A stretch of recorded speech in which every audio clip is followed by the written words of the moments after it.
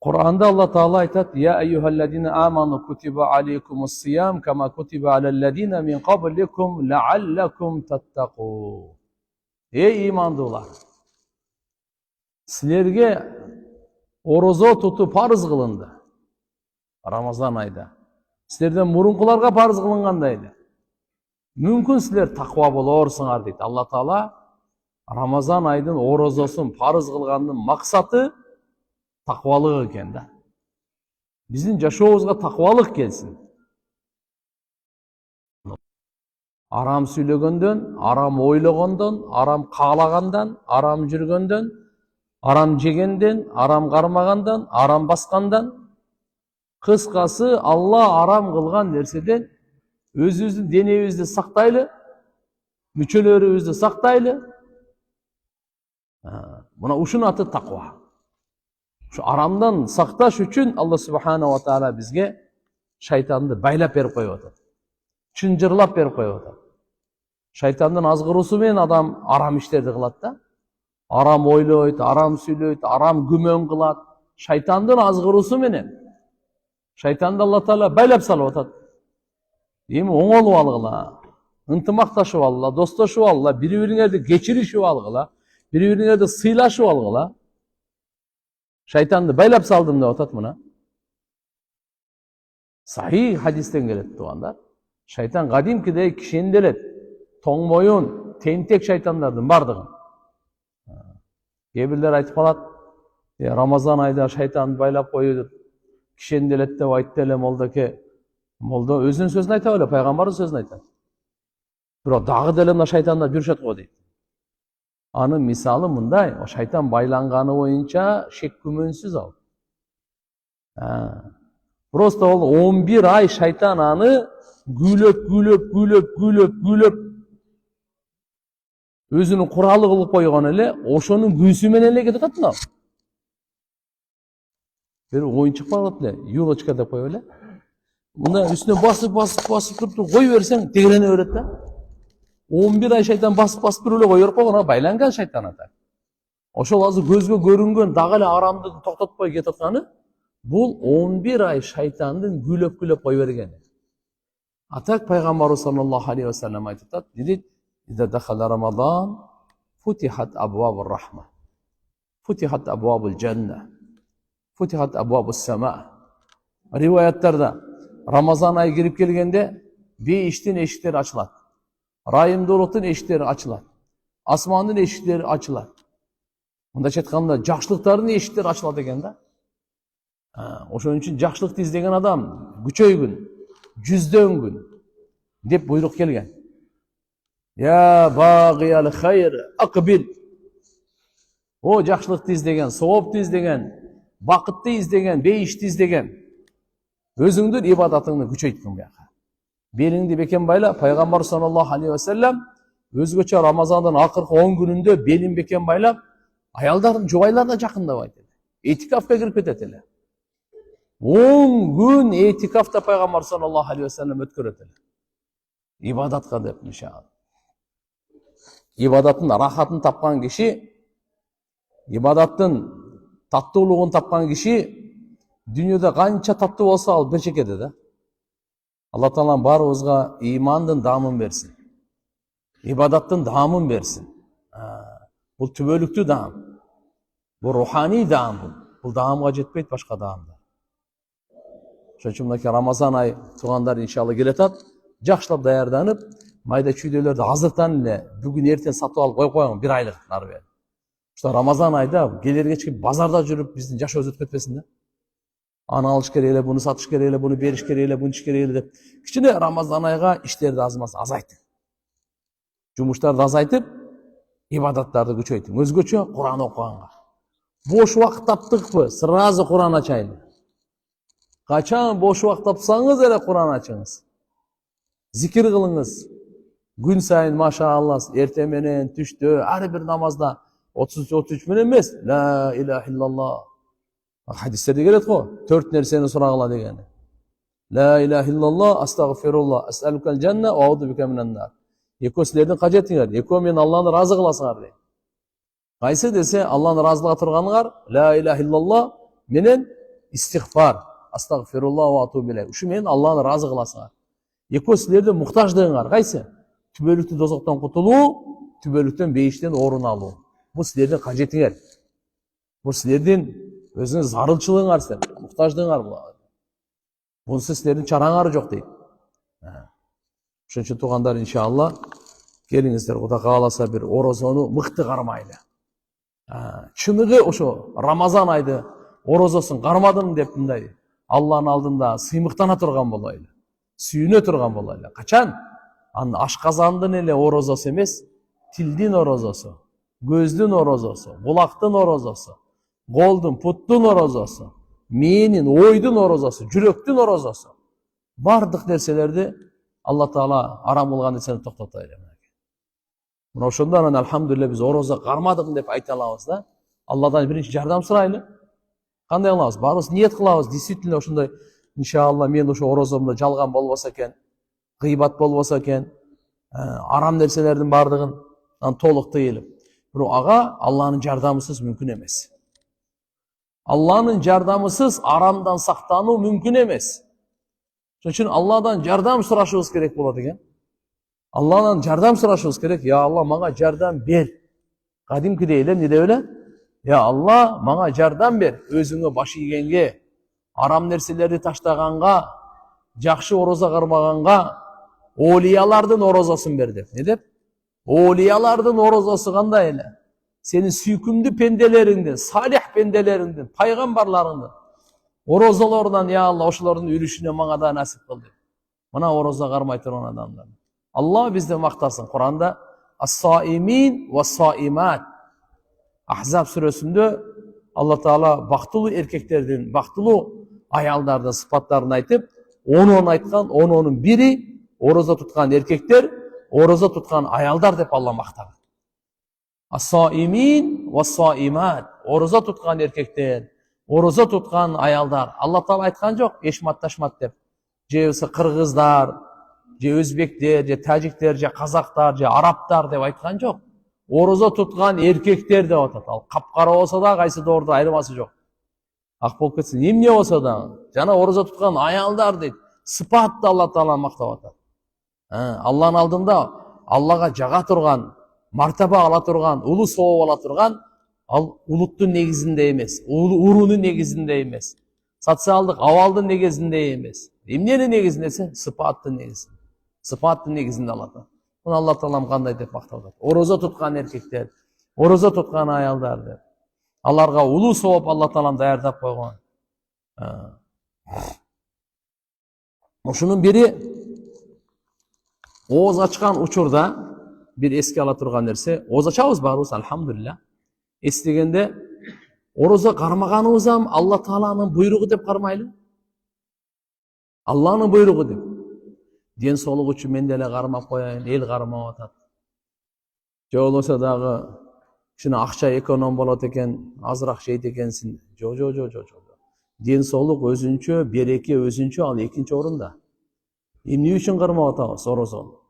Эмне үчүн кармап атабыз? Сиз өзүңүзгө суроо бериң. Эмне үчүн орозо кармашым керек? Ага пайгамбарыбыз айтат: "Ман сама Рамадан иманан ва ихтисабан, гуфира лаху ма тaqaddama min dambi." Ким Рамазан айдын орозосун кармаса, иман келтирип, кандай дегени?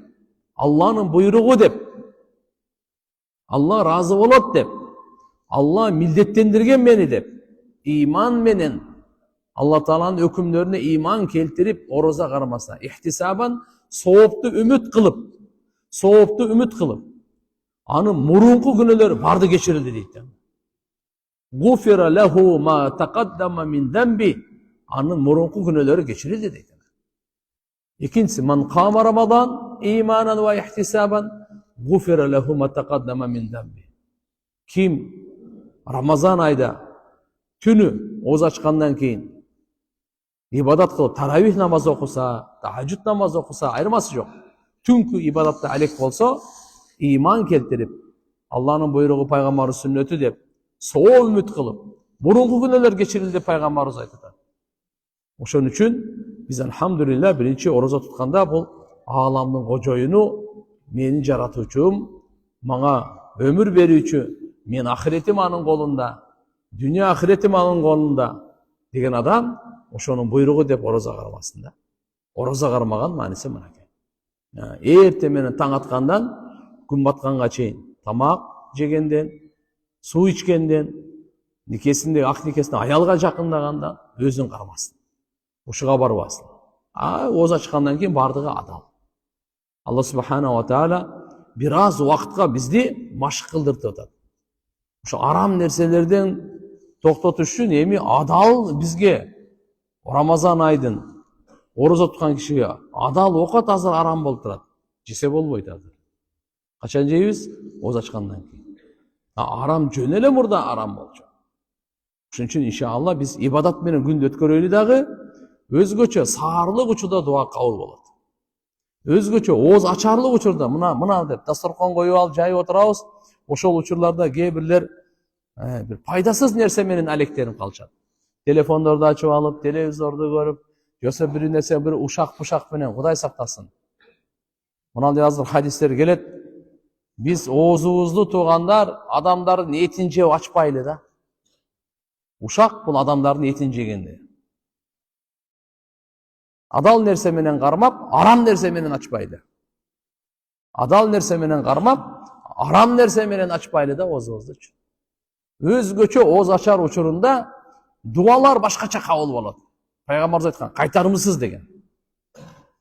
Кайтарымсыз, кайтарылбай турган дуа. Тилегениңиз кабыл. Себеп ошол учурда машалла амалдын аягы саартан кечке чейин уже чыдап келдиңиз.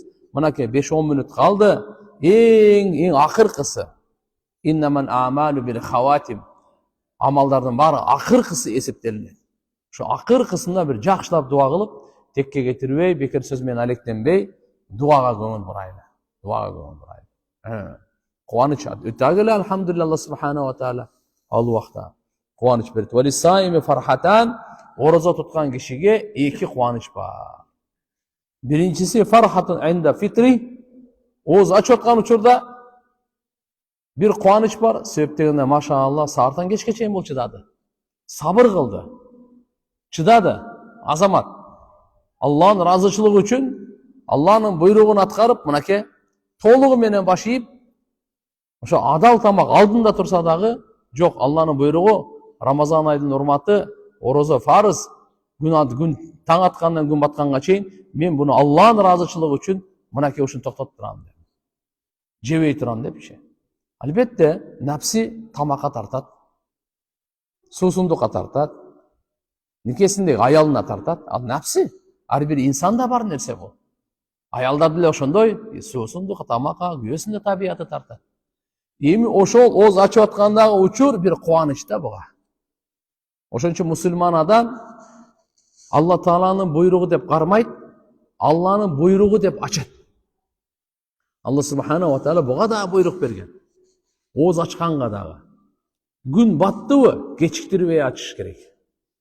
Токтоп тур, булбул сайрасында караңгы толук кирсин деп отура берген болбой калат.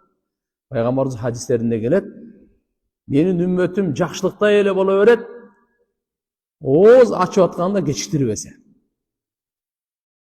Ооз ачып атканда кечиктирбесеңиз, жакшылыкта болосуз. Албетте, машинеде болуп калды, пробкада болуп калды, проблема жок. Кичине суу же бир нерсе алып алыңыз, аз-маз кокусунан тияк болуп калса, хотя бы ошол учурда убакыт саат кирдиби, сразу ачып коюңуз, дуасын окуп туруп. ذهب الظماء وابتلت العروق وثبت الأجر إن شاء الله اللهم لك صمت وبك آمنت وعلى رزقك أفطرت فاغفر لي ما قدمت وما أخرت. Дуалары бар. Жакшы дуа кылып, будан башка деле өзүңүздүн кайсы тил менен болсо да жакшы дуа кылып, Алла ушу орозо туткан орозомду кабыл кылгын, кемчиликтерин кечиргин. Алла тагдырымда көптөгөн Рамазан айын жазгын, бардык мусулмандардын күнөөлөрүн кечиргин, бардык мусулмандардын дуаларын кабыл кыл, орозолорун кабыл кыл деп. Я Раббил аламин. Кыскасы кандай дуа кылсак ачып кое беребиз. Кечиктирбеш керек да. Себеп тамак ичип атканда дагы машалла Алла Таалага эмне үчүн орозо кармады бул? Алла Таалага шүгүр кылып, бисмилла деп туруп, ошо бисмилла сөзсүз туугандар, суу ичип атканда өзү отуруп ичиш керек. Оң кол менен пайгамбарыбыз туруп ичкенден тыюу салган. Сол кол менен жегенден ичкенден тыюу салган. Пайгамбар саллаллаху алейхи вассалам тыюусу жөнөкөй эмес. Не деген? Шайтан аралашат деген. Шайтан аралашкан тамакта арам ойлор, арам кыялдар, арам ушундай каалоолор пайда болот экен да. Анан арам иштердин баардыгы ушу түрткү болот. Жөндөн жөн эмес. Ошон үчүн бисмилла деп алхам жакшы эме кылып ачып алып, кичине бир аз 1-2 коюм чай ичип аласызбы, жеңилирекпи? Андан кийин анан алхамдулилlah намазды жакшылап окуп, келип анан кайра уланып беребиз да. Таравихке катышып, Кудай кааласа иншалла. Таравих эстегенде тургандар. Хатым Кур'ан деп коет, Кур'анды башынан аягына чейин окуу өзүнчө сүннөт. Ошондой эле Рамазан айдын күн сайын тарави намаз 20 рекет окуу бул өзүнчө сүннөт. Сахабалардын кылган иши бул сүннөт. Болгондо да Хазрет Умар разияллаху анху орунда 20 рекет тарави окуганга баардык бир бүтүн келишимден бар иттифак болуп, алхамдулилlah, бул ижмаи маселе болуп турган. Ошодон бери 20 рекет келатат. 20 рекет келатат. Ошон үчүн өзү 20 рекеттен да көбүрөөк окуш керек өзү Рамазан айда. 20 рекет окуп, андан кийин тахаджудду да 8 рекет окуңуз. Андан сырткары таспих намазды күн сайын окуңуз. 4 рекет окула турган. Андан сырткары каза намаздар болсо окуңуз. Куранда машаалла Куран окуй турган, зикир кыла турган, дуа кыла турган, намазда убакыт өткөрө турган. Мынакей Саид ибн Жубайр разияллаху анху рахматуллахи алейх, бул киши аср намаздан кийин кишилер менен сүйлөшпөйт экен. Аср намаздан кийин болду. Шамга чейин Алла менен сүйлөшөт экен. Алла менен сүйлөшөт деген мааниси Аллага Куран окуп берет. Алладан дуа кылып, Алладан сурайт. Алланы арулап, таспих, мактап, тахмид айтат. Алланы улуктап, Аллаху акбар деп зикирин өткөрөт. Асрдан шамга чейин.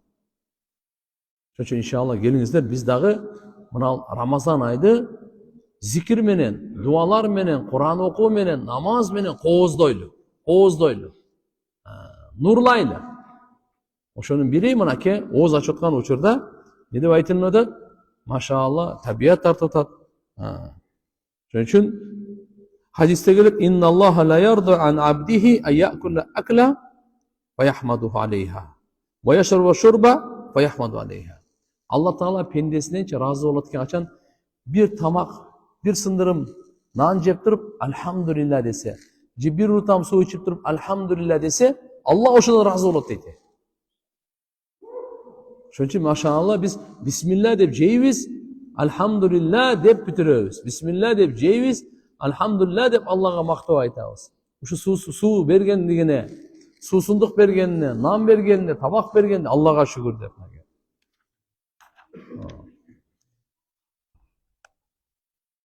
Хадисте келет: "Инна лисаим инда фитрихи дава ла турат."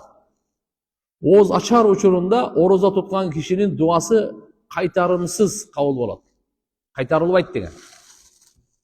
Кайтарылбайт деген. Демек тугандар, ошол учурда тилек сурай турган учур. Шектенбей сурайды. Пайгамбар саллаллаху алейхи ва саллям айтат: "Удуллах ва антум муқинун бил ижаба." Силер дуа кылгыла Алла Тааладан кабыл болуусуна толук ишенип туруп. Экиленбей, шектенбей, күмөнсүрөбөй, ишенип туруп, бекем ишенип туруп дуа кылгыла дейт. Мына орозо туткан кишинин күн сайын сөзсүз бир дуасы кабыл. Сөзсүз кабыл. Өзгөчө ооз ачып аткан учурда. Эми бул тамак жегенден, ичкенинен ушул денеме күч кубат болсун деп ниет кылса, буга да сооп берилет дейт. Эмне үчүн чай ичип атасыз? Эмне үчүн тамак жеп атасыз? Ооз ачып атасыз. Ушу денем алсырап калбасын. Орозо кармаганга, жана таравих окуганга кубат болсун деген ниетте кылсаңыз, жегениңизге сооп аласыз. Ичкениңизге сооп аласыз. Ниетибиз ушул. Алла Тааланын орозосун кармаганга кубаттанайлы. Пайгамбарыбыз хадистерде айтат го. Тугандар, саарлыкты жегиле күндүзгү орозого бакубат болуш үчүн. Күндүзү бир аз уктап койгула, уктап коела күндүзү кайдыла деп коет. Түнкү ибадатка туруу жеңил болуш үчүн. Күндүзү ким уктап койсо, иншалла түнкү ибадатка турганга ага жеңил болот экен да. А ким машалла саарлык жесе, күндүзү машалла ороза кармаганга жеңил болот ага. Ошон үчүн кудум ушундай эле түндөсү уйкуну дагы ниет кылыш керек дейт. Мейли күндүз уктаңыз же түндөс уктаңыз, ошо амалга күч кубат алыш үчүн деп ниет кыла турган болсоңуз, анын уйкусу ибадат дейт. Хадисте келет, марфу хадис. Науму саим ибадатун. Ахраджаху Абу Нуайм фи хулятил аулия. Вал Байхақи фи шу'бал иман. Ороза туткан кишинин уйкусу ибадат дейт. Ороза туткан кишинин уйкусу эмне экен?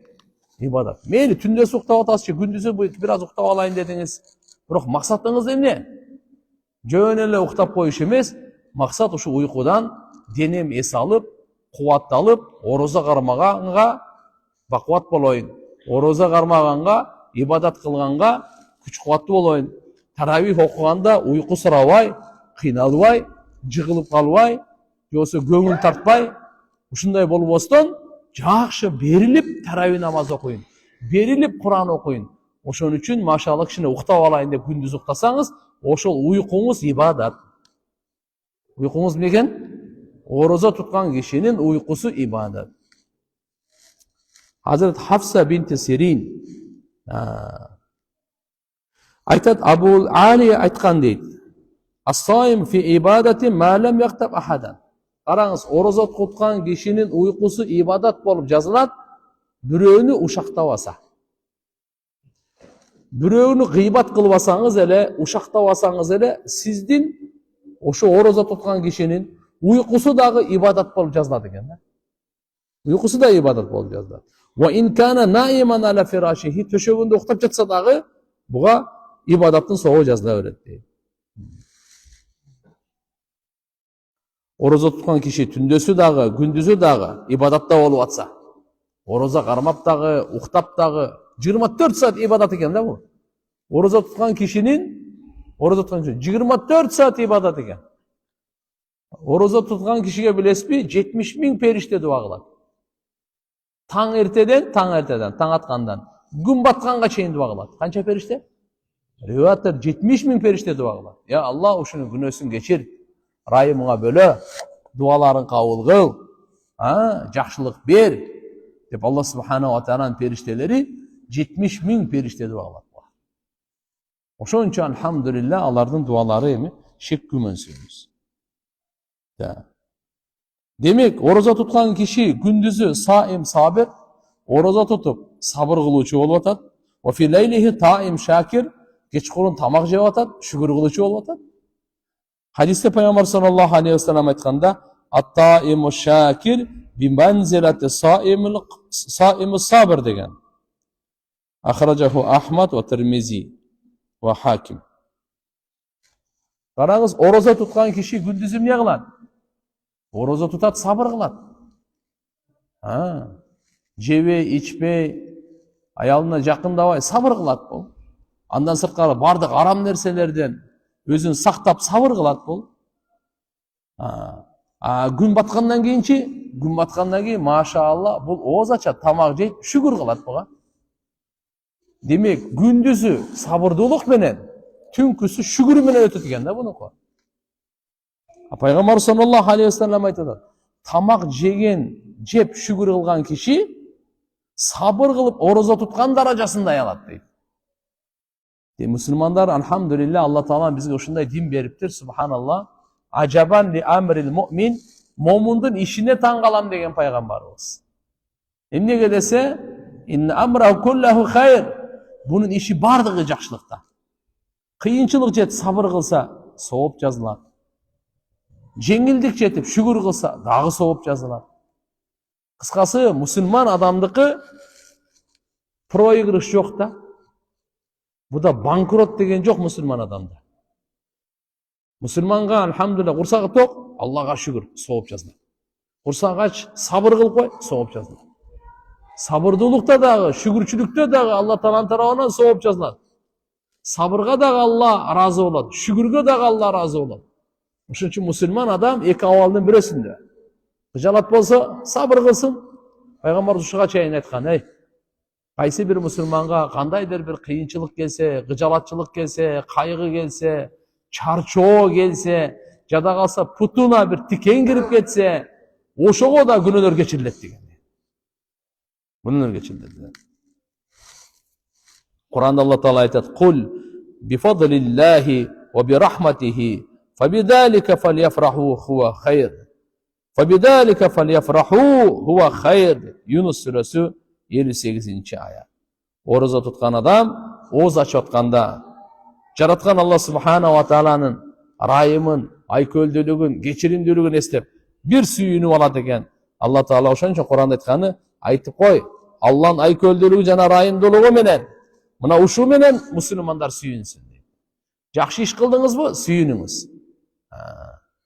Жакшы иш кылгандан кийин эмне кылыш керек экен? Сүйүнүңүз, сүйүнүңүз. Риваяттарда мындай дуа бар да, жаттап алсак жакшы болот. Аллахумма жаални миналлазина иза ахсану истабшару ва миналлазина иза асау истагфару. Я Алла, мени жакшы иштерди кылгандан кийин сүйүнө тургандардан кыла көр. Жаман иш кылып алса, кечирим сурай тургандардан кыла көр деген дуа. Сиз мечитке келдиңизби, сүйүнүшүңүз керек. Сиз жакшы иш кылдыңыз. Дарат алдыңызбы, гусул алдыңызбы, сиз сүйүнүңүз. Сиз өтө жакшы иш кылдыңыз. Намаз окудуңуз, Аллаху акбар. Болду, сиз намаз окугандан кийин жүрөгүңүз бейпил болуш керек. Всё. Маселе чечилеби, чечилбейби Алланын колунда. Бирок менин мойнумда аткара турган милдетти аткардым мен. Алла Таалага кайрылып, намаз окуп, кажет окуп, Алла Тааладан сурадым. Мусулман адам эки рекет кажет окугандан кийин автоматически кайгысы кетиш керек. Bunun kıcalatçılığı автоматически жок болуш керек. Бул мусулман адам. Эки рекет намаз окудуңбу? Алланын буйругун аткардың деп. Ошон үчүн жакшы иштерди кылгандан кийин, садака бергенден кийин сүйүнөлү да, ана жерге барып кайра кыжалат болбойчу. Мен көп берип койдум окшойт, эмне болду буяга? Жок, алхамдулилlah бергенден кийин тугандар, сени кадырлабай койсо деле, сени баалабай, сага рахмат айтпай эле койсо деле мейли. Сахабалар рахматын күтпейт эле. La nuridu minkum jazaa wa la shukura. Алар айтат эле, сахабалардын ураны бар эле, девизи бар эле. Не деп? La nuridu minkum jazaa wa la shukura. Биз силерденчи акысын бер деп дагы сурабайбыз жакшылыгыбыздын. Рахматын айтып кой дегенди дагы күтпөйбүз жакшылыгыбыздын. Биз Алладан күтөбүз. Алладан алабыз дейт эле. Не дейт эле? Биз кылган жакшылыгыбыздын сообун, ажырын, белегин, сыйлыгын, мартабасын, макамын, даражасын кимден алабыз дейт? Алладан алабыз, пенделерден эмес. Пенделерге жакшылык кылабыз, буну сообун Алладан үмүт кылабыз. Алабыз качан? Бу дүйнөдө эмес, өлгөндөн кийин барып алабыз дейт. Тиги дүйнөдө алабыз дейт. Се бу дүйнөдө канча жакшылыкты Алла Таалам кайтарып берип койсо, ахиретте ошончо сообу аз болот. Ошон үчүн сахабалар кылган жакшылыктарын пайгамбарыбыз Абу Бакр Сыдык разыйаллаху анху өтүп кеткенден кийин Умар разыйаллаху анхунун доорунда аябай кененчилик болуп, береке, тияк-бияк көбөйүп кеткенде сахабалар ыйлаган. Не деген? Биздин кылган мээнетибиздин акысы бу дүйнөдө берилип аткан жери жокпу депчи. Я Алла, биздин бу дүйнөдө кереги жок эле. Биз тияктан алабыз деп мээнет кылдык эле. Ушул жактан берилип калбасын деп. Ошон үчүн ким бу дүйнөдө мээнет кылып, кыйналып, курбанчылык кылып, бу дүйнөдө эчтеке берилбесе, мына толугу менен Кудай кааласа алат тиякта. Хадисте келет, Абу Дауд шарифте бар. Ким мээнет кылып, курбанчылык кылып, кыйналып, мейлиби? Анан бул дүйнөдөн Алла Субхана ва Таала жеңилдиктерди берип, ишин жүргүзүп берсе, ошончо азаят тиякта. Ахиретте сообу ошончо азаят деп келет. Хадисте.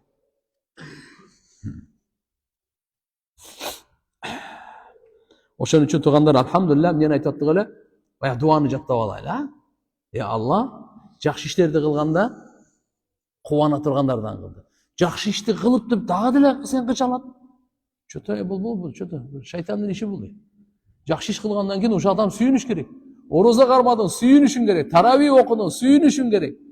Умра кылгандан кийин сүйүнүшүң керек. Ата-энеңе кызмат кылдың, сүйүнүшүң керек. Алхамдулилlah деп мен жакшы иш кылдым депчи.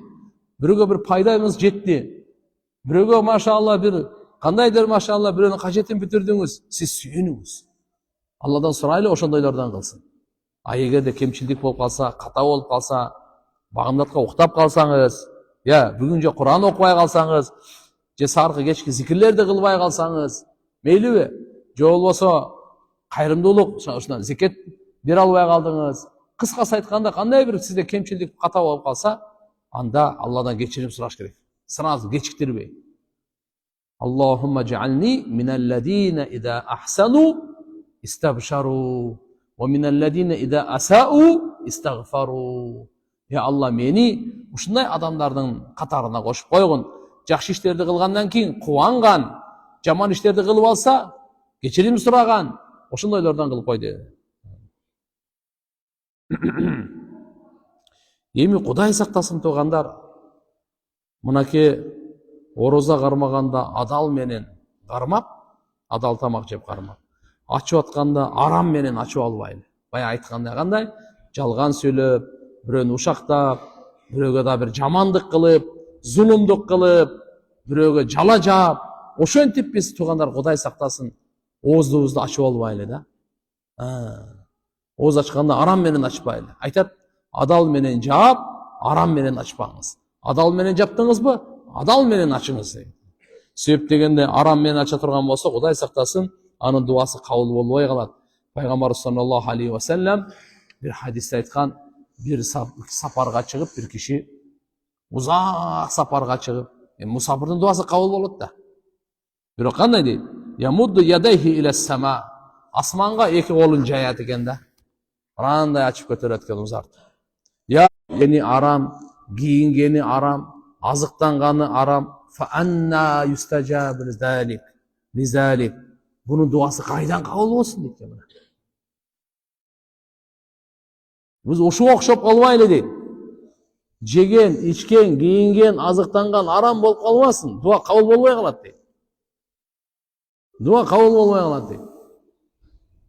Эми экинчи кубаныч жараткан Алла Таалага жолуккан учурда. Аллаху акбар. Алла Таалага жолукканда, орозонун соопторун Алла Таала сактап койгонун көргөндө, даражаларын көргөндө, сыйлык белектерин көргөндө, ушундай сүйүнөт экен, субханалла. Ал кубаныч түбөлүктүү кубаныч, ал чыныгы кубаныч. Алла Куранда айтат: "Ва ма туқаддиму ли анфусикум мин хайрин таджидуху индаллахи ва хайра ва а'зама ажра." Музаммил сүрөсү 20-аятта. Силер өзүңөрдүн пайдаңар үчүн эмнени гана жакшылыкты Аллага жибере турган болсоңор, аны сөз Алла Тааланын алдында табасыңар, жакшыраак жана сообу улуураак кылып табасыңар. Бу дүйнөдө бир жакшылык кылдыңызбы? Алланын алдында сөз табасыз ошонун сообу. Ар бир жакшылыгыңызды Алла субханаху ва таала андан жакшыраак кылып берет, жана сообун улуураак кылып берет. Өзүндө кылып бербейт Алла Таала. Алла айкөл. Бу дүйнөдө инсандын жакшы ишинчи Алла бекер кылдыртпайт. Алла Таала бекер кылдыртпайт. Сиздин жылмайганыңыз бекер эмес. Алланын разычылыгы үчүн мусулмандын алдында жылмайып койгонуңуз, ат-табассуму фи вajhi ахик садака. Садаканын сообун аласыз. Алла Таала садаканын сообун берет сизге. Көз жаш бекер эмес. Кайгырганыңыз бекер эмес. Хыжалат болгонуңуз бекер эмес. Ооруганыңыз да бекер эмес. Басканыңыз, турганыңыз бекер эмес. Бир дагы. Ошон үчүн биздин иншалла ниет эле кылып коюшубуз керек. Алланын разычылыгы үчүн адал рызык издеп чыктым. Алланын разычылыгы үчүн мечитке кетип атам. Алланын разычылыгы үчүн дарат алып атам. Алланын разычылыгы үчүн жылмайып коюп атам. Алланын разычылыгы үчүн кечирип койдум. Алланын разычылыгы үчүн айыбын жашырып койдум. Алланын разычылыгы үчүн машалла буну жакшы көрүп койдум. Деген Алланын разычылыгы үчүн эле ушу иштерди кыла бере турган болсок, Алла Таала ар бирине соопторду берет. Ушунун бардыгы алдына ала ахиретке кетет, сизди күтүп алат. Куранда башка жерде мындай дейт: "Яума таджиду куллу нафсин ма амилат мин хайрин мухдара." Ар бир жан эртеге кыямат күнү кылган жакшы ишин алдында табат. Жок болуп кетпейт. Сиздин кылган жакшы иштериңиз, зикириңиздин сообу. Субханалла, Elhamdülillah, la ilahe illallah, Allahu akbar, la havle ve la kuvvete illa billah, estağfirullah ve atubu ileyh, subhanel malikul kuddus, la ilahe illallahul malikul hakkul mubin, ya hayyu ya kayyum. Dualarınız, zikirleriniz, istiğfarlarınız, Peygamberimiz Allahümme salli ala seyyidina Muhammed salavatlarınız, secdeniz, rükûңuz, daratınız biri de bekar gitmeyin. Barına Allah subhanahu wa ta'ala soğuk beret, aldığınızdan tavası deyip. Ne de otat? يَوْمَ تَجِدُ كُلُّ نَفْسِ Ertege kıyamet günü her bir can, erkek olsun, ayal olsun, tecidu, tavat. Emniyeni? مَا عَمِلَتْ مِنْ خَيْرٍ مُحْدَرًا Qanday bir жақшы amal qılgan bolsa bu dünyada, aldında alıp gelingen tavat. O izdep, men baya жақшы işlerim ayakta жүрөm. Андай qılıp izdey turgan emas eкен, aldыңız alıp kelip koydu. Kayıp bolup ketpeydi, жок bolup ketpeydi, bardыгы сакталат. Tugandar, kıyamet günü Allah subhanahu wa ta'ala ne üçün kaçan bolusun yaşırgan resmi. Kur'an'da Allah öz aytat, жақшы adamların жақшылықтарын, жаман adamların жазасын бериш үшін. Жаман амалдардың жазасын бериш үшін, жақшы амалдардың жақшылығын бериш үшін, анын сыйлығын бериш үшін Allah kıyamet günde жашырган. Kıyamet günde Allah subhanahu wa ta'ala жашырган себеби ошол. Бардык амалга Allah Taala акысын берет. Cebrail perişte gelip Peygamberimiz Muhammed Aleyhisselam'a ayıp tutar. Ya Muhammed deyip, ey Muhammed. Ha ne deyip? İş ma şeyt fe inneke mayyit. Kalaşınca yaşa. Bir o bari ölesin deyip. Ve ahbib man şeyt fe inneke tıfariku. Kimdi жақшы görüve? Bari bir al menen koştaşasın. Je al sen menen koştaşıp ketiş mümkün? Erterek. Je sen al menen koştaşıp ketiş mümkün? Sen erterek. Kısas kimdi жақшы көрсөң дагы, атаңды жақшы көрөсүң, апаңды жақшы көрөсүң, аялыңды жақшы көрөсүң, балаңды жақшы көрөсүң, досуңду жақшы көрөсүң, бир тууганды жақшы көрөсүң, кимди жақшы көрбө, ал менен ажыраша турган учур келет. Коштошо турган учур келет. I'mal ma shi fa innaka majziyun bi. Cebrail perişte peygamberimiz aytат. Каалагандай амал кыл. Жақшы амал кыласыңбы, жаман амал кыласыңбы, каалагандай кыл. Бирок акысы сөз берилет, ушуну унутпа. Bilip koy, akısı sözsüz verilet. Her bir жақшылықтың akısı verilet. Her bir jamanlıktın akısı verilet. فَمَنْ يَعْمَلْ مِثْقَالَ ذَرَّةٍ خَيْرًا يَرَهُ وَمَنْ يَعْمَلْ مِثْقَالَ ذَرَّةٍ شَرًّا يَرَهُ Kim kıpın bara var, жақшы iş kılsa, anın soğuğun, diğiligin sözsüz göröt, belegin, acırın göröt. Kim kıpın bara var, jamanlık kılgan bolsa, anın cazasın, anın korduğun, anın azabın da söz görüp de Kur'an'da aytıp koygan Allah Taala. Ошон үчүн туугандар, келиңиздер, өзү жакшы иш кылыш үчүн жаралган элекпизчи. Бирок шайтанды көбүрөөк угуп койдук да, шайтанды көбүрөөк угуп койдук. По-моему, шайтанды эле угуп калдык окшойт. Пайгамбарлар келип, силер Аллахны уккула, мына азгырык шайтандан бузулбагыла, элдерди бузбагыла, өзүңөр бузулбагыла, анан көрөк оңолгула, элдерди оңдогула деп чакырат эле да пайгамбарларчы. Пайгамбарлардын чакырыгы ушул. Бузулба. Башкаларды бузба. Анан көрөк оңол, колуңдан келишинче башкаларды оңдо. Мынакей пайгамбарлардын чакырыгы ошол эле. Чүнчү туугандар, мына жердеги шайтан бизди жаман иштерди кылдыртканга аракетин токтотпойт. Азгырыгын токтотпойт. Чакырыгын токтотпойт. Ошол эле кезде Кур'ан эстетип, шайтандын кайсы жолдору менен кирерин бардыгын пайгамбар саллаллаху алейхи ва саллям айтып койгон. Сөзүнөн кээде ушундай жаман сөз чыкканда айтат да сразу эле. Сенин сөзүңдө шайтандын сөзү чыкты дейт. Пайгамбар саллаллаху алейхи ва саллям кээде айтат эле. Эгерде бир нерсе башыңдан өткөн болсо, же бирөөнүн башынан өткөн болсо, каддараллаху ма шааллаху фаал. Алла каалаганы болду, тагдырда жазылган, бүттү дейт эле. Эгер деген сөздү айтпагыла, ким эгер деген сөздү айтса, шайтанга эшик ачат дейт эле. Эгер деген мындай, эгер барбай койгондочу, өлбөй калмакта депчи. Түшүндүңбү? Эгер ичпей койгондо, эгер учпай койгондо, эгер деп айта беребиз го биз. Бирөө өлүп калды, канча мындай болуп калды, кап. Эгер ошол үйүнөн чыкпай эле үйдө отуруп алганда өлбөйт эле дегендейчи. Ол тагдыр деген болот. Каддараллах, машааллах, фаал. Алла каалаган кылды, Алла тагдырда жазганы болот ал. Адам Алланын тагдыры келгенде адамдын мээси иштебей калат. Не болуп калат экен? Адамдын Алланын тагдыры келгенде адамдын мээси иштебей калат. Бир жолу Меккеде, субханаллах, ажылыктабыз. Анан жакшы машалла тарткылуу экен да, бир уйгур жигит бар эле. Абдул Койюм деген. 71 экен, 70 жылкы болуш керек. Достору бар биякта, тааныштар, жолугуп турабыз. Машалла, жакшы ажылыкты өткөрдү. Өтө да келишкен, здоровый, мыкты жигит эле. Учурашып неме кылып. Үйүнө кетерде бир 2-3 күн калганда. Андан аз калды эле, точно эсимде жок. Жолдон достору менен чайга өтүп атышкан, бияка чай ичип келебиз деп. Жолдон өткөндө баары эле өткөн.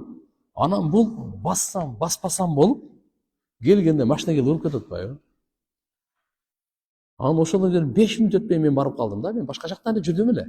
Ошол жерге барып калып атпаймынбы? Карап туруп. Ушуну айтмакчымын. Болбосо, булар айткан экен, токтоп тур дегенби, же чакырганбы ушунда кел депчи. Болбой калганда, мен эмнени айтмакчымын? Алланын тагдыры аракетке келгенде адамдын мээси иштебей калат.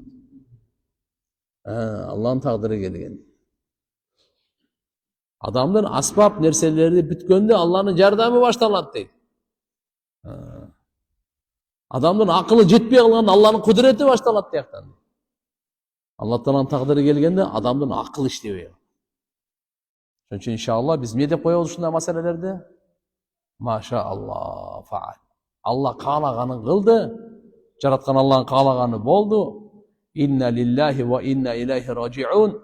Биз Аллага таандыкпыз, Аллага барыбыз кайтып баруучубуз. Эми сабыр кылалы. Киши жоготтуңузбу? Сабыр кылыңыз. Алла субхана ва таала сабырдуулуктун бейишин берет. Ага дагы сизге да. Иншалла Алла Таалага тагдырына тан берели. Пайгамбар саллаллаху алейхи ва саллям ушундай алхамдулилlah тагдырга тан берген неме кылган. Мусулман адам временно коштошуп неме болот, бирок түбөлүктүү бейиште бирге болот. Мейли. Кеттик. Аллаху акбар. Демек, ар бир кылган адамдын жакшы иши дагы, жаман иши дагы эртеге алдында табат. Азыр кылып аткан жакшы иштерибиз, илимге отуруп аткан, мына азыркы мажлисте отурганыбыз, бул жөнөкөй иш эмес туган. Бекирчилердин иши эмес бул. Бул илимдин мажлиси. Периштелер курчагыла турган, Алланын рахматы жай турган мажлис. Кайсы мажлисте Алланын аяты окулса, Алла зикир кылынса, пайгамбардын сүннөтү айтылса, пайгамбарыбыздын аты аталып турса, Аллаху акбар. Бул эң бактылуу мажлис. Эми пайгамбарыбыз айткан, кайсы мажлисте Алланын аты аталбаса, кайсы жыйында менин атым аталбаса, бул берекесиз, бактысыз мажлис дейт. Ошон үчүн кайсы гана жыйын болбосун, жакшылык болобу, жамандык болобу, дүнүйө, дин болобу, Аллага мактоодон баштап, пайгамбарга салават менен коштоп, анан жыйыныбызды баштасак, иншалла Кудай калса ошо жыйын да береке болот, жыйындагы кемчилдик каталар кечирилет. Кыскасы айтканда, туугандар, мына ар бирибизге амал майданы алдыбызда. Ар бир кылган ишиңизге Алла Таалам акысын берет. Субханал малики дайян дейт. Эсиңиздерде? Таспиде эмне деп айтабыз? Малики дайян. Алла Таала акысын берүүчү деп бадышада. Күн сайын 32 жолу айтып атабыз го Алла Таалага. Малики яумиддин. Малик деген бадыша, яум деген күн, дин деген акысы бериле турган күндүн бадышасы. Некен? Акысы бериле турган күндүн бадышасы Алла, ар бир амалдын акысы бериле турган күндүн бадышасы Алла. Качан берилет? Толугу менен кыямат күнү берилет. Ахиреттин эки сыпаты бар. Түбөлүктүү берилет, толук берилет. Кемчилдиксиз. Берген Алла Таала толук берет, экинчи түбөлүктүү берет ал. Ахиреттин сыпаты туугандар болчу. Малики яумиддин, кыямат күнүнүн бадышасы деп коебуз. Бирок негизи акысы бериле турган күнүнүн бадышасы өзү котормодочу. Жакшы иш кылган болсоңуз, анын акысы сөзсүз берилет. Сыйлыгы сөзсүз берилет. Белеги сөзсүз, сооп сөз берилет. Жаман иш кылсаңыз, буну да билип коюңуз. Анын жазасы сөзсүз берилет. Азабы сөзсүз берилет. Берилбей койбойт. Кыямат күнү Алла Таала Мужадала сүрөсүндө мындай деп чагылдырат. Аллахумма салли ala seyyidina Muhammad. ثم ينبئهم بما عمل يوم يجمعهم اليوم الجمع ثم ينبئهم بما عملوا أحصاه الله ونسوه والله على كل شيء شهيد. Kıyamet günü Allah Subhanahu wa Taala adam balasının kılgan işlerinin kavarın beret eken adamlar unutup kalgan deydi. Bирок Allah taktap жаздырып койгон deydi. Былтыркы Рамазан айдачы siz канча зикир кылдыңыз эстеңизде барбы? Эсте жок да. Канча сажда кылдыңыз эсиңизде барбы? Жок. Канча дуа кылдыңыз эсиңизде барбы? Жок. Былтыркы Рамазанда мен эч ким эсимде жок. Бирок Алла Таала аны унуткан жок. Алла Таала периштелерге жаздыртып, сактатып, тактатып койгон. Ахсахуллаху ва насу. Пенделер унутуп калган. Алла Таала жок, эсептетип койгон. Wallahu ala kulli şeyin şahid. Allah Subhanahu wa Taala her bir nesege özü güvö. Şoçu tuğanlar her bir amaldın akısı berilet eken. Ne deymiz aytınçı? Her bir amaldın akısı berilet. Жақшылықтың ақысы дағы, жамандықтың ақысы дағы. Демек, ораза тұтқан киши экинчи сүйүнүүчү Аллага жолукканда сүйүнөт деп атат. Нени сүйүнөт десе, мына ораза кармагандын соопторун көргөндө, оразагынын ошого бериле турган сыйлыктарды көргөндө, мына ошондо сүйүнөт экен бул. Себептегенде лейса мин амал йом илля юхтам алейх. Бүгүн күндө кайсы амал кылдыңызбы? Буга мөөр басылат дагы сакталып кала берет. Hazret İsa aleyhisselam, İsa peygamber aytkan eken. İnne hadal leyl ve nahar khazanatan. Gün menen tün var go. Gün menen tün. Uşul kazına deydi.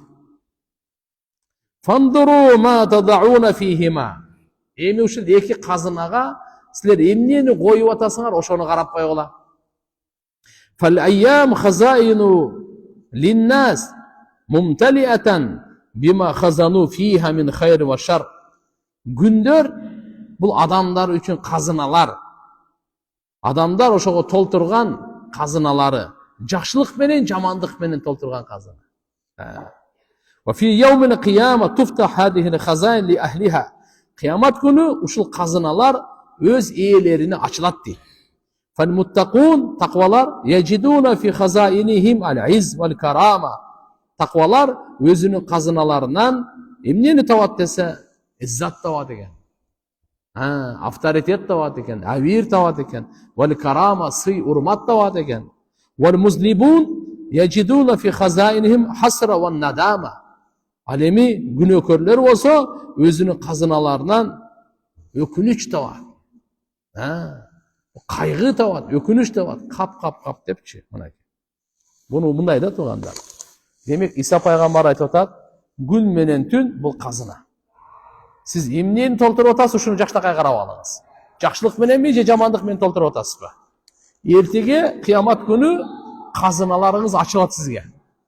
Oşondo egerde siz takva bolgon bolsoңуз, сөзсүз сый урмат, авир табасыз. Günökör bolsa Kuday saktасın, al kıcalatçılık, kaygı tabat. Kıyamet gününün bir adı var, Yevmul Hasra. Yevmul Hasra degeni ökünüç günde adam balasının vardığı ökün etken kıyamet günü. Günökörlerden öküngönü түшүнүктүү. Günölөрдü kıldı, kan töktü, aram işlerdi kıldı, zina kıldı, kumar oynadı, bürünü aldadı, zulumduk kıldı, uğurdu. Kıskası aytkanda ibadat kılbay, aram nerselerdi kıldı, al ökünü түшүнүктүү al. Emi жақшы адамдар деле өкүнөт экен да. Жақшы иш кылгандар деле өкүнөт экен. Ne үчүн өкүнөт десе, азыраак кылып алдык деп өкүнөт экен. İbadat kılganlar, ibadat köylөр дагы, зикир кылгандар да, Kur'an окугандар дагы, намаз окугандар дагы, алар эмне деп садака бергендер жана башкалар эмне деп өкүнөт экен? Азыраак кылып экен. Себептегенде сизден bir жолу көп subhanalloh, bir subhanallohni ko'p aytib qo'yganning darajasini ko'rganingizda, al siz жерде, al osmonda. Bir daraja. Sizden so'rashtirsangiz, bir ele subhanalloh ko'p aytgan ekan ömründe. Sizdeki 10.000, anqı 10.000 bir bo'lib qolgan ekan da. Misal aytamda endi. Oşonuqi oşuncha bo'lgandan keyin adam o'kinadi ekanda. Qap. Bir subhanalloh aytib qo'yganda bizda ham yildiz ajurdi keladi deb.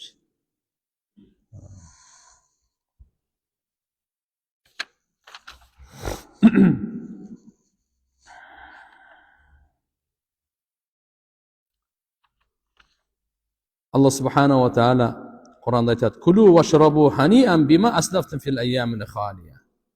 Jegile, içkile, rahatlanıp sizler bu dünyada boş günlerde ötkörgönüңөр. Qanday degeni? Subhanallah, Qur'onda Allah Taala jegile, içkile, rahatlanıp deb buyruk beredi de beyişliklergeç. Emne üçün dese, tiyakta jebe жүрдү берлого, эми жегиле дейт. Ороза кармагандарга тиешери болчу. Gündüzü Allah'ın buyruğuna baş eğip, Allah Teala'nın buyruğuna razı olup, moyun sunup, manaki Ramazan aydın orozasını karmadığın ile, aşkazanınar boş, tamak jebey, emi tiyakta jegile dedik ya manaki. Rahattan kıla dedi. Hadiste gelet, inne fil cenneti baban yuqal lehu rayyan. Beyişteçe bir eşigi var eken, beyiştin özü 8 eşigi var dedi. Oşa 8 eşiknin bir eşigin adı Rayyan deydi. Rayyan deydi. Yadkhulu minhu as-saimun. Oruza tutkanlar gana giretken ayerdeç. La yadkhulu minhu gayruhum. Alardan başkalar girmeydi deydi ayerge. Demek oruza tutmaganlar al eşikten girmeydi. Oruza tutkanlar gana giret deydi. Bir rivayatta aytat, fa idza dakhalu ughliqa. Alar girgenden keyin jabılat deydi. Bir rivayette gelip, "Men dakhala minhu shariba." Kim oşol eşikten girse su içer. "Ve men shariba lam yadma abadan." Kim oşol yerden su içse, al hiç kaçan çanqabaydı. Rayyan degen söz-çi, çanqonu getiriyor degen. Ray degen sözden çıqat da. Bu çanqonu getirip degen. Sugarat degen söz. Çanqonu getirip degen söz.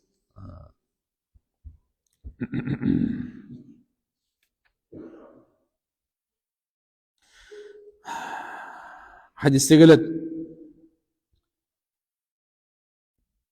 inna lillahi ma'ida lam tara misluha ayn ve lam tasma udun ve la khatara ala kalbi bashar la yaqudu aleyha illa saimun. Anas radhiyallahu rivayet, Allah Taala'nın dasturxonu olat eken beyişte. Hiçbir göz anı görgön emes. Anday dasturxon göreleksiz da. Televizordan dele, YouTube'dan dele, Instagram nele ana sos tarmoqni birisinden görgön emes. Tushimizda da görgön emes anday dasturxon. Hiçbir göz görgön emes, hiçbir kulak altıral uqqan emes, hiçbir jürökö anın qiyalı gelgen emes. Uşunday dasturxon bolatken Allah'ın. Al dasturxonga oroza tutkanlar gana keletken. Oroza tutkanlar gana jeyitken ошол жерге келет. Oroza tutpaganlar жок бар. Qarab tursaңар qarab turlar, бирок жегенге уруксат эмес. Ошон үчүн oroza tutuш керек мынакей. Кудайга шүкүр, алхамдулилlah, азыр мынакей март айына келип атат, салкын айына келип атат, күн кыска эле болуп атат. Göz korkok болуп атат. Анча-мынча ооругандарга мындай ага инилик, достук бир насаат, göz korkok болуп атыр дегендей, башынан эле коркуп калуу. İnşallah akırı bismillah deyip жақшы niyet kılıp sağırlıkka turup, жақшы darılardı içip, qorsaqtardı жақшы toygozup, gündüzü kişine göğrak uqtap, nары beri alaqsıp, qarmap göre veriniz, korkmayla. Hiç korkmamız inşallah. Ana keyin inşallah göresiz. Eğer içinde oğrunuz taptakır ele oğurlaşıp atkan bolsa, oroza qarmamayla. Biroq kebirler oğurup atkanlarga baştan ele qarmamayla koysa olur. Biroq ancha-muncha oğurup qalam deb, densoligi yaxshi ele, oğurup qalam degan shayton qo'rqinch beraveradi-da. Oğurup qalasın, jag'on qiyomat tushib ketadi hamda. Anday bo'lmaydi. Aytaveradi. Ana estegende, kebirde mınday da qo'yib olib qoladi. Başında saparda olup kaldı, tiyak oğurup kaldı, karmay almaya kaldı dağı. Bir 5 gün, 10 gün ötüp gitti de. Anan onlar öyle etken, emi başında karmay olgandan keyin bekar ile de emdi. Çok anday emas. Bir günü olsun dağı siz karmap kalın. Ramazan ayında. Ben size hadis aytıp bereyim. Peygamber sallallahu aleyhi ve sellem. Kim Ramazan ayının bir gün orozasını karmamay kalsa, bir gün orozasını karmamay kalsa, oşonu kazasınçı kazasın. Ömür boyu karma berseniz dahi orundalbayt endi. Bul Ramazan dep koyat. Oşu bir üzürsüz karap demi bir üzür oru olsa emi түшүнүктүү ал. Üzürsüz karmamay koydun da bir gün karmamay koydun. Oşonu keyin kap men bir karmamay koydum eкен. Эми ömür boyu 70 yıl oroza karma berseniz dahi баягы Рамазандын убагындагы bir gündüktü farzı бар эмес беле? Ошого жетпейт экен, ал орундалбайт экен. Толуктанбайт экен ал. Ошон үчүн айтылган, эгерде Рамазан айдын кадырын үммөтүм билгенде, жыл бою Рамазан ай болсо экен деп эңсейтели деген. Бул тирүүлөрдүн майрамы, өлүктөрдүн да майрамы. Өлүктөргө кандай майрам? Өлүктөрдүн азапты аларга дозоктун оту жабылганда азап чегин дейт экен. Өлүктөр, күнөөкөрлөр, ошолорго да азап чегин дейт. Жөнөкөй эмес. Аллаху акбар. Алла Таала gün сайын дозоктун отунан чыгарат. Рамазан айдын урматында түндөсү дагы, күндүзү дагы. Валиллахи утаqa минан нар. Алла Субханаху ва Таалага таандык дозоктун отунан амнистия берет. Канча деген миллион киши Рамазан айдын урматына Алла Таалам дозоктун отунан чыгарат. Акыркы күнү gün сайын канча чыгарса, ошончо общий чыгарат. Мынакей туугандар. Ошон үчүн бул Рамазан ай жөнөкөй ай эмес. Рамазан ай жөнөкөй ай эмес.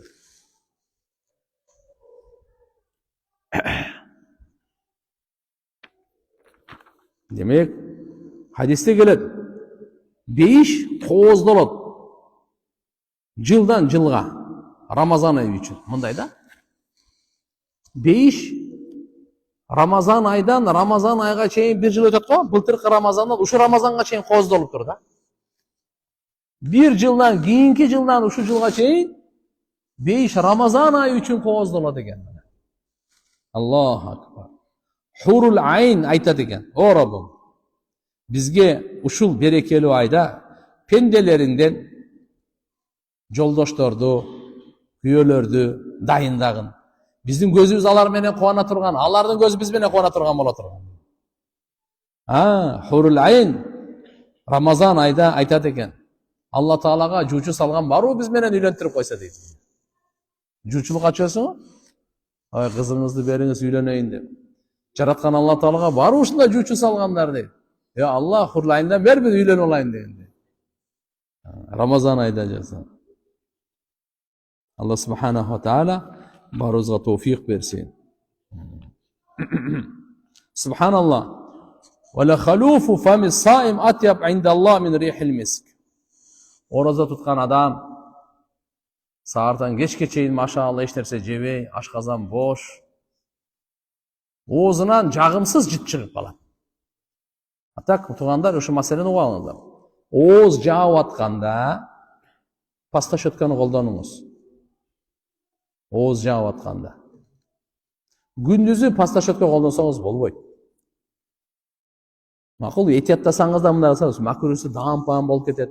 Кичине жагымсыз жыт чыгып атсачы, сиз ага кайгыра бербеңиз. Алланын алдында ал мисктен дагы жыттуу. Бирок мисвак колдонсоңуз боло берет, мисвак. Мисвак колдонсоңуз боло берет.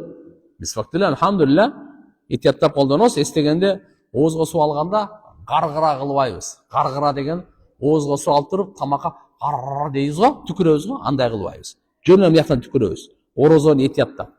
Эгерде деп эстеп атып кокусунан бир тамчы өтүп кетсе, ооз ачылып кетет да. Ошон үчүн мындай эле, мурунга да катуу суу тартпайбыз. Могул жака чейин деп тартпаңыз. Бияктан тартсаңыз ачылып кетет. Отверстие бар да, бияк тешик да. Бияк өтүп кетет, ачылып кетет ошо. Ошон үчүн мурунга да гусул болуп калган чакта дагы кичине эле тартылат, бышкырылат. Ооз ушул жерден эле чайкалып түкүрүлөт. Хорошо? Энелерге эстегенде бир нерсени даамдап, ооз даамдап түкүрүп берсе, ооз ачылбайт. Бирок зарылчылыксыз ушундай кылган макруh болот биздечи. Бирок энелер тузу барбы, тузу азбы, көппү, тамак жасап атышат да. Ошону алып туруп даам түкүрүп койсо, макруh дагы эмес. Себеби ал жерде зарылчылык. болсо бир китептерде ушуга чейин жазат, анча мынча күйөөсү мындай тамакка капризный болгондорго аялдар жакшынакай эле даамдап түкүрө берсин дейт, ага эч кандай макруh да болбойт дейт. Тияктан урушуп канчан көрөт лучше. Балдарга баягы тамак чайнап эне берет го. Эгерде баягы зарылчылыксыз болсо макруh болот. Бирок зарыл болуп ошо бала эми тамакка түшүп атат. Ошо кичине чайнап туруп кичине муздатып берейин десе, өзү эле жебесе, алкыл өтпөсө макруh эмес. Түкүрүктү жута берсеңиз эчтеке болбойт. Проблема жок. Макулбу? Түкүрүш. Албетте эстеп коюңуз. Күн ысыганда оозуңузду чайкай берсе болот суу менен. Түкүрүпчү. Бирок этияттаңыз да түкүрүп коюңуз. Караңыз, оозуңузга суу алып туруп ным болуп калды да. Макулбу? Влажный болуп калды оозуңузчу. Түкүргөндөн кийинчи плюс дагы бир түкүрүп коюңуз айрыкан. Чтоб ошонун кийинки калдыгын жутканыңызда, калды өзүнчө оозуңуздагы шилекейлер жутканда, баягы күмөн келип калбасын да, оозуңуз чакатып кичине калып калган жутуп алган жоксуңбу депчи. Шайтан ошол жерде да иштеп коет да. Ошон үчүн экиге салып болот. Аны жок. Оозуңузга түкүрдүңүзбү? Аркасынан дагы бир түкүрүп коюң, болду, проблема жок. Кийин эч нермеси жок. Муздак душка түшсөңүз боло берет. Ысып кетсеңиз, душ принимать этип алың. Кулактан киргенде этияттаңыз, кулактан кирип кетпесин. Кулактан кирсе дагы ооз ачылат. Мындай тамчылатсаң, суу кирип кетсе ачылып калат. Мурундан кирсе ачылып калат. Көзгө дары-дармек коюп койсоң эчтеке болбойт, ачылбайт. Макулбу? Кулакка тамырсаң, мына жерде эле болсо ладно, нары кирип кетсе ачылат анда. Мурунга деле ошондой. Нары өтүп кетсе ачылат. Мына жерге чейин эле болсо эчтеке эмес. Хорошо? Нары өтүп кетсе. Ортодо бир маселе келип калды да. Так. Демек, мисвакты колдоно берсек болот экен да. Паста щетка болбойт. Паста щетканы ооз жаап атканда жакшылап паста щетка кылып коюң. Нормально болду.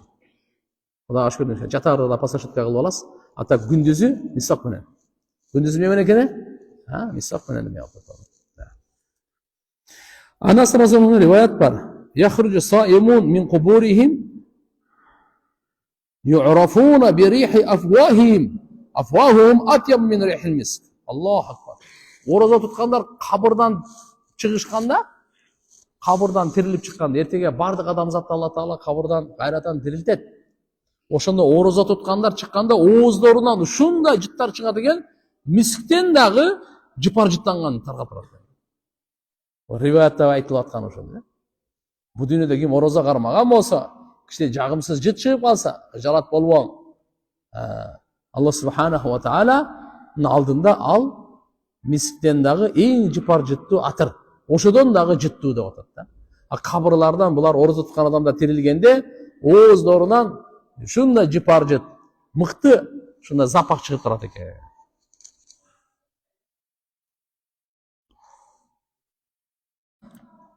Hazret Makhul rahmatullah aleyh айтат. Яруху ахлул жанна би райха. Бейиштиктерче, бейишке кирип атканда ушундай машаалла жыпар жыт менен барышат дейт. Анан сурашат экен, фаякул айтат: "Раббана, ма важадна рихан минху, дахална джанна атьяб мин хазар рих." Бейишкиринде, "Я Алла, бундан дагы жыпар жыттуу биз жытты жыттаган жок элек. Бул эмне деген жыт?" дегенде Алла субханаху ва таала айтат экен: "Ораза тутканда адамдардын оозундагы жыт экен." Ma asarra ahadun sariratan illa albasahullahu ridaahu alaniatan. Şoň üçin inşallah orazа tutkан kişi özü menen Allah'ın aldında sır bolup atkandan keyin Allah subhanahu wa ta'ala egerde biz içki dünyabızda ele oňdasak, Allah sırtkı dünyabızda oňdap koýat eken da. Şoň üçin Allah menen bolgan mamilen oňdoýlu, Allah menen baýlanışlarybızdy bekemdeýli. Allah subhanahu wa ta'ala Musa paýgambarga özü 40 gün vada kılgan. Tavratты berem. 40 gün orazа karmagan. 30 gün. 30 gün orazа karmaganda, andan keyin misvak koldanıp koyganda, aytkanda bayda iş yok 10 gün degende bu.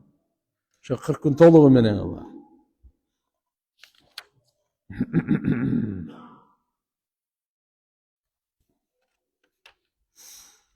Ramazan ay pendelerden günelerin geçirgenge gelgen ay. Bu da öte köp sebep var eken. Tuksar fi asbabul gufran. Geçirimdүүлүктүн себеби öte köp deyt. Misali, orazа tutut atas, günöňüz geçirilip atat. Тарави оқып атасыз, күнөөңүз кечирилип атат. Тарави оқығанда да. Ар бир саждаға білесіз бе қанша сауап берилет? 1500 сауап берилет. Ар бир саждаға. Алла Таала Рамазан айдын орозосун жараткан Алла Субхана Таала фарыз кылып, түнкү ибадатын сүннет кылган. Пайгамбарыбыздан доорунан, сахабалардын доорунан бери келаткан мынакей Алла Субхана Таала сахабалардын доорунан 40 намаз, 20 рекет намаз берип атат, 40 саждасы менен. Канча сажда? 40 ашыкча сажда. Эмне үчүн? Канчалык пенде көп сажда кылса, Аллага руханияты, Аллага өзү ошончолук жакын болот. Кадыр кечесинде күнөө кечирилгенди айтпаңыз. Кадыр кечесинде билесизби? Периштелер түшөт, Жабраил периште баш болуп, бардыгы түшүп туруп, таң аткычакты жер бетиндеги уктаган, отурган адамдардын, турган, ибадат кылып аткандарга салам беришет. Алардын дуаларына амин, амин деп коштошуп турат, коштоп турат. Анан кийин таң атайын дегенде булар кеттик деп кайтышат. Периштелер Жабраил периштеге айтышат: Мухаммад алейхиссаламдын үммөтүнө жараткан Алла Таала кандай мамиле кылды ушу бүгүнкү түнү дегенде, бардыгын кечирди, 4 кишиден башка. Ата энесине ак болгон, дайыма арак ичип жүргөн, бири-бири менен тууганчылык мамилени үзгөн, бири-бири менен кечиришпей, кек сакташып жүргөн. 4 мушахин деп коет. 4-өнөн башкасын бардыгын кечирди дейт да. Мынакей. Дайыма мудмину хамр, дайыма арак ичкен. Катия рахим, тууганчылык мамилени үзүп койгон, каттабай койгон да, болду.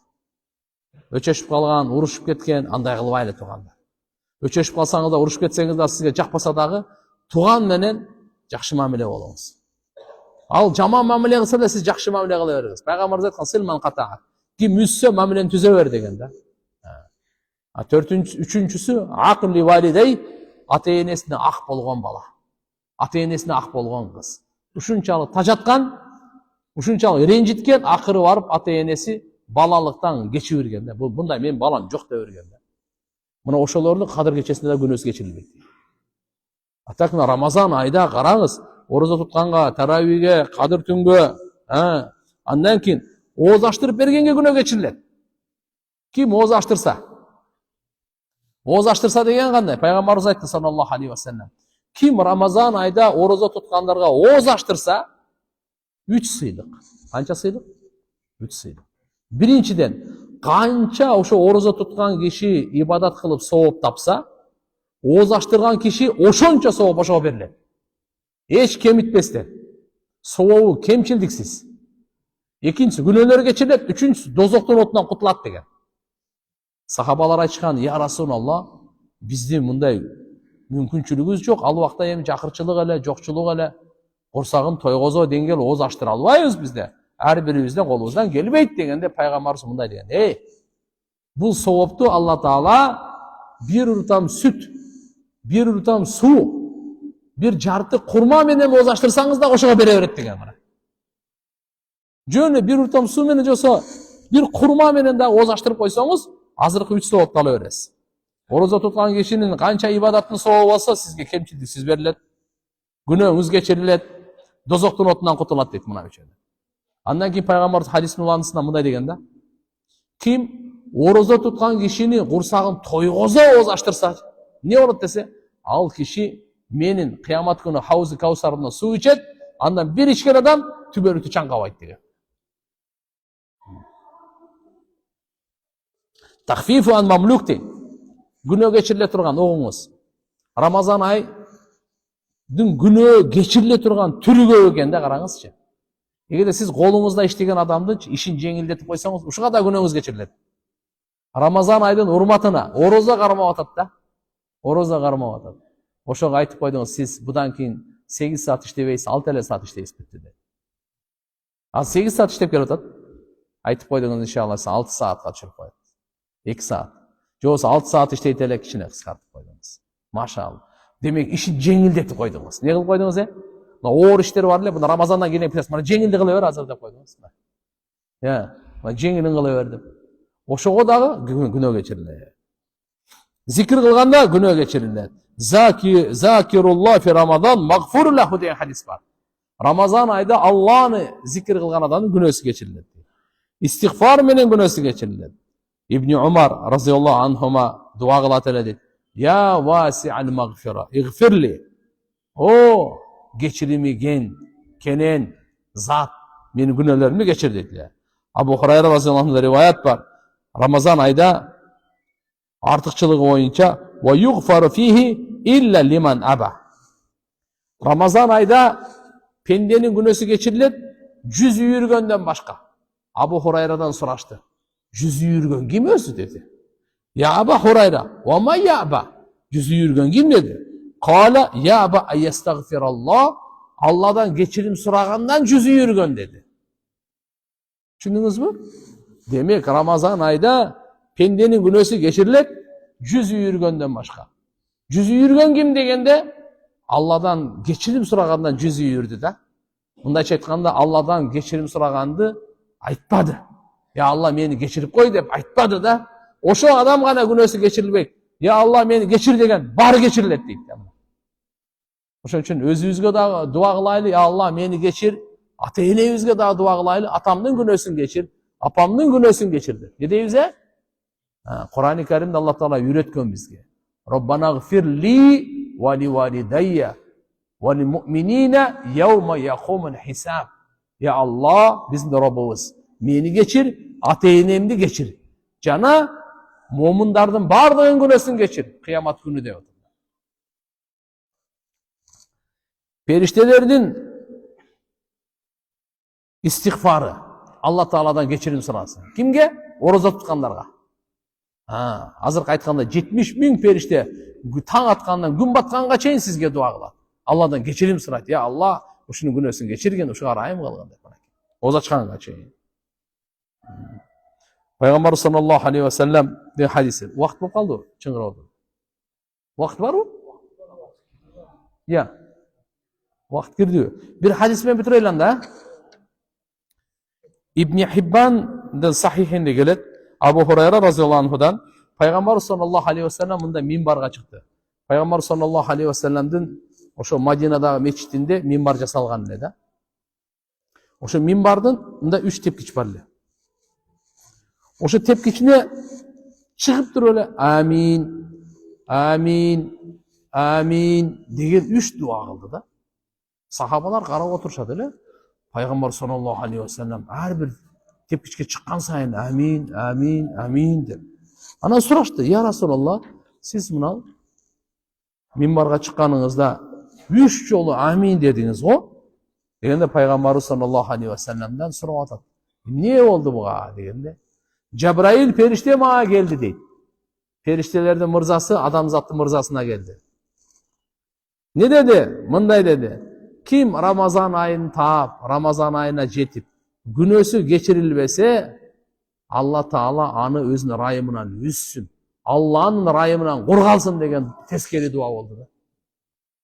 Cebrail perişte dua kılıp atat, Muhammed Peygamber amin dep koştup bekim dep atat. Siz elestetiniz bu kanday küçtü dua. Ramazan ayı gelip günösü geçirilbey kalgan adam Allah'ın rayımından üzülsün dep atat. Mınандай baktısızlıktı. İkincisi, kim ata-enesin, je ekonun bürösün, karınlıkta taap, alarga kızmat kılıp beyişke giri albasa Allah'ın rayımından üzülsün dedi buna ki. Ne üçün karınlıkta degen jeri gelet? Kebir rivayatlerde jönököyle jaşlık kılbasa ele. Kebir rivayatda karla, sebep degende jaş kezinde ata-ene sizin kızmatınızga köp muhtaç delemez da. Al özün işini öze kıl alat. Ora karlılıkta sizin kolunuzda karap kalat. Bir жерге alып барса экен, bir nese berse eken, giygizse eken tiyakpak. Oşol uçurda muhtaçlığı көбөйөt. Oşonda siz ekonu kızmat kılıp beyişke gire albasanız, anda Allah'ın rayımından üzülsün de odur. Demek kim ata-enesine özgöçö garılık mezgilde kızmat kılsa, inşallah söz beyişlik de. Şunun için işte bu ikincisinde mınalke Peygamber uçurge amin dedi. Amin nege oldu? Kargışka oldu. Ata-enesini taptı, bırak kızmat kılgan жоқ. Жақшылық kılgan жоқ ata-enesine. Бұл em beyişke girmeydi. Bolsa oşo kızmat kılıp beyişke girip ketiş керек ele. Oşonday adam Allah'ın rahmatından üzülsün dedi. Üçüncüsü. Menin atım atalıp bana salavat aytılbasa. Menin atım atalıp мага салават айтылбаса, Алланын райымынан үзүлсүн деп койду.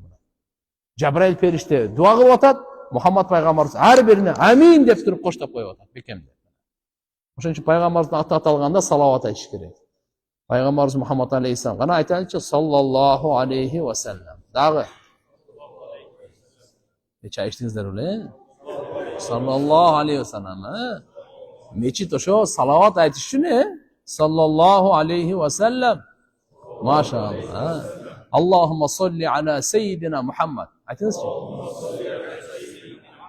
Сизге тапшырма. Аракет кылың, Рамазан айдын күнүнө 1000ден кылыңыз. Хотя бы ошо Рамазан айда. Өзгөчө сооп. Күн сайын 1000ден.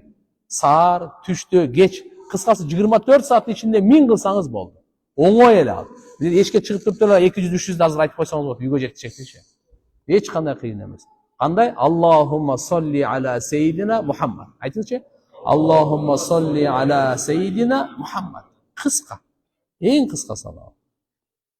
Кудай кааласа Алла таалам разы болушлугу, бейиштен жайын көрсөтпөстөн туруп жанын албайт дегенге чейин айтылат. Ошо дайым айтып жүргөн салаваттардан. Мейли тототойлу, а? Аллаху акбар. Азан айтабы? Суроолор коюн, жооп берип коелу. Убакыт барбы жокпу? 5 мүнөт бар. Коматка азан айтып кое берсин анда, я. Азан айткан киши барбы? Жок, өзүнүн азанчысы бар эле го. Келгичекти мейли бизге аны Кудай берди анда. Таби суроо жооп кыла берейин анда кичине алыма. Бирөөгө жардам берем деп зыянга учурап калуучу болсом, жардам беришим керекпи же жок деп койсом болобу? Эми кандай зыян? Кандай зыян?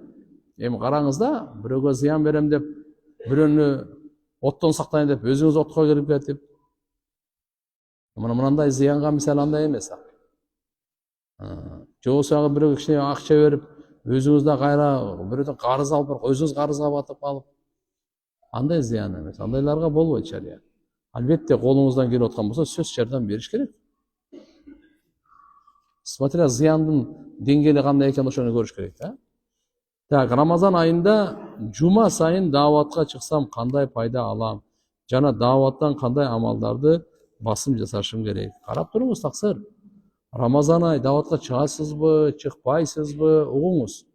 Сиз биринчи орозо кармап, тарави, Кур'ан, зикр, дуа, албетте машаалла Алланын жолуна чыгып, элди ойготуп, унутуп калгандарды эстетип, бекапарларды болсо машаалла аларга билбегендерге таалим берип бере турган болсо, нур үстүнө нур. Канча адамга себепчи болуп каласыз. Бирок анда жума сайын дегенге мен билбейм, ушул тартиби боюнча бир айда 3 күндө. Ооз ачылган жака чакырса, барбай койсом туура болобу? Себеби орозодо мечиттен ооз ачып намаздарга бекем болоюн дегем. Ооз ачкан жактарга барсам, намаздарым калып кетчүдө. Ар кайсы сөздөрдү сүйлөп, проблема жок. Айтып койсоңуз болот, оны заранее эле туугандар. Биякта мен мечитте ушундай байланып калдым эле деп. Болот.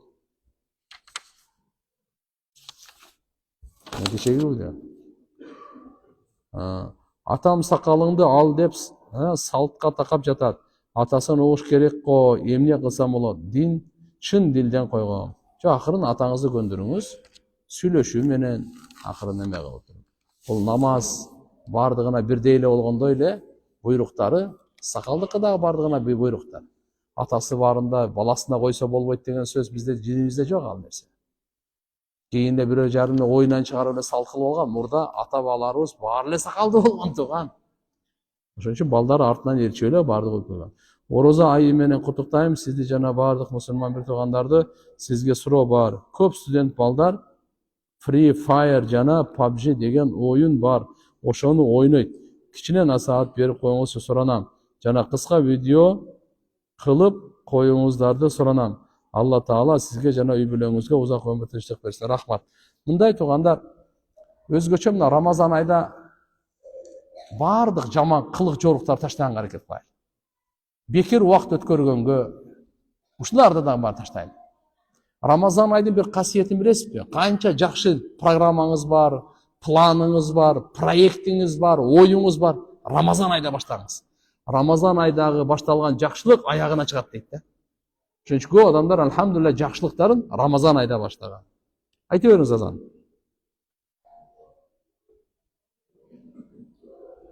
Мені врачтар арақ алып кел дейді. Мен жоқ десем деле жөнөтөт. Күнөөсү кимге болот?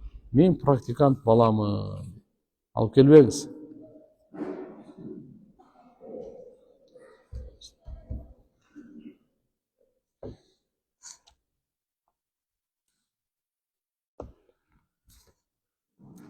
الله أكبر الله أكبر الله أكبر الله